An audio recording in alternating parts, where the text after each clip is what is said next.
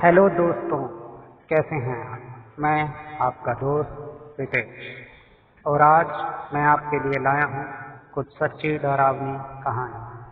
तो अगर आप भी डरावनी कहानियों के शौकीन हैं तो मेरे चैनल को अभी सब्सक्राइब करें, क्योंकि मैं आगे भी आपके लिए ऐसी डरावनी कहानियाँ लाता रहूँगा। तो अपने अपने हेडफोन लगाएं और खो जाएं खौफ की दुनिया में। ये कहानी हमें भेजी है नोएडा से राहुल। मेरी उम्र 30 साल है। ये बात उन दिनों की है जब मैं 9th क्लास में पढ़ा करता था। उस वक्त मेरी उम्र रही होगी कोई 15-16 साल। फैमिली में मम्मी पापा, मैं और मेरी छोटी बहन थी जो मुझसे 2 साल छोटी है। मेरे पापा की सरकारी नौकरी है, तो इन दिनों हम सरकारी स्टाफ क्वार्टर्स में ही रहा करते थे। पापा का प्रमोशन हुआ तो पापा को बड़ा फ्लैट अलॉट हो गया उसी कॉलोनी में। हम नए फ्लैट में चले गए। मैं बहुत खुश था ये सोच के कि अब हम बड़े घर में जा रहे हैं, तो अब मैं अपना एक अलग रूम ले लूंगा। कुछ दिनों में हमने वहां शिफ्ट कर लिया। शुरू में तो सब कुछ ठीक ही चल रहा था, लेकिन ना जाने क्यों जिस दिन से हम उस घर में गए थे, मुझे उस घर में एक अजीब सी मायूसी महसूस होती थी। हमारे घर में चहल पहल भी रहती थी पूरा दिन, लेकिन फिर भी ना जाने क्यों एक अलग सी मनहूसियत और सन्नाटा सा था उस घर में। ऐसा लगता था मानो कि इस घर में कुछ बहुत ही गलत हुआ है। मेरी आदत थी रात में लेट सोने की। हमारा केबल वाला रात में नई फिल्में लगाता था, तो मैं वही देखता रहता था अपने कमरे में पूरी रात। पापा, मम्मी और बहन दूसरे कमरे में जल्दी ही सो जाते थे। शुरू के कुछ दिन तो सब कुछ ठीक था। फिर एक रात मैं अपने कमरे में बेड पर लेटकर मूवी देख रहा था कि अचानक मुझे अपने कमरे के बाहर से कोई आवाज़ सुनाई दी। मुझे लगा शायद मम्मी उठी होंगी टॉयलेट जाने के लिए। मैंने ज़्यादा ध्यान नहीं दिया। हाँ, टीवी की आवाज़ ज़रूर थोड़ी कम कर दी थी, लेकिन फिर 4-5 मिनट बाद फिर से कोई आवाज़ आई। आवाज़ ऐसी थी कि जैसे कोई औरत पायल पहनकर चल रही हो। बिल्कुल ऐसी आवाज़।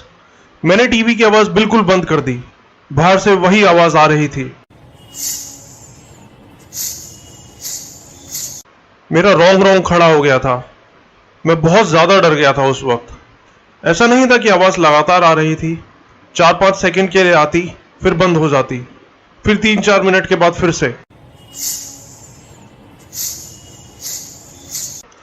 जैसे कोई औरत भारी पायल पहनकर चल रही हो, बिल्कुल ऐसी आवाज़ आ रही थी। मेरा दिल जोर जोर से धड़कने लगा। ऐसा लगा कि अभी दिल छाती से निकलकर मेरे मुंह में आ जाएगा। समझ में नहीं आ रहा था कि क्या करूं। फिर ख्याल आया कि साथ वाले कमरे में मम्मी पापा सो रहे हैं तो उनको जगाता हूं, लेकिन उनके कमरे में जाने के लिए मुझे बाहर निकलना पड़ता, और बाहर तो वो आवाज़ आए जा रही थी। आखिर में हिम्मत करके दरवाज़ा खोला। दरवाज़ा खोल के जैसे ही बाहर निकला, अचानक फिर से वही आवाज़। इस बार आवाज़ बिल्कुल मेरे सामने से आ रही थी, मानो कोई नई नवेली दुल्हन चल रही हो। लेकिन सिर्फ आवाज़ आ रही थी, कुछ दिख नहीं रहा था। सिर्फ आवाज़, बिल्कुल क्लियर आवाज़।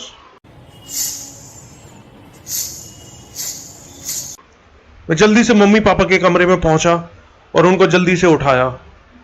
पापा इन सब चीज़ों को बिल्कुल नहीं मानते, और वैसे भी उस टाइम सब नींद में थे।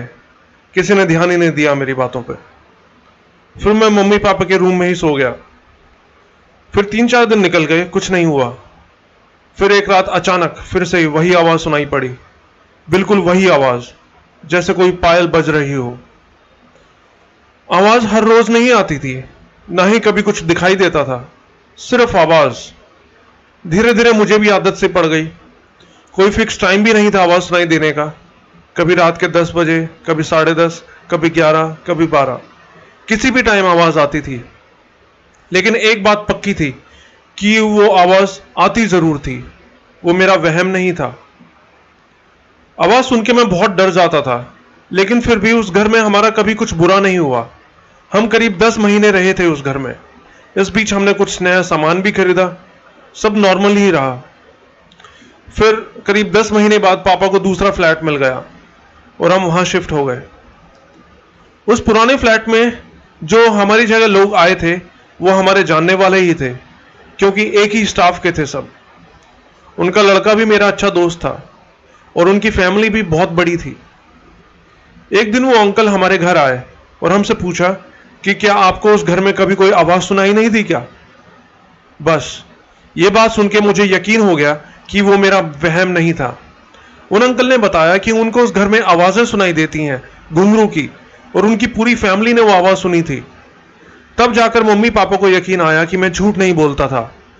फिर उन लोगों ने अपने घर में पूजा वगैरह करवाई। किसी से शायद कुछ पूछा भी था कि क्या दिक्कत है घर में, तो पता चला कि उस घर में एक नहीं, दो नहीं, बल्कि 6 आत्माएं रहती थी। दोस्तों, आपको हमारी ये कहानी कैसी लगी कमेंट बॉक्स में ज़रूर बताएं और साथ ही लाइक और शेयर करना ना भूलें। जल्द ही आपसे फिर मुलाकात होगी। तब तक के लिए गुड बाय।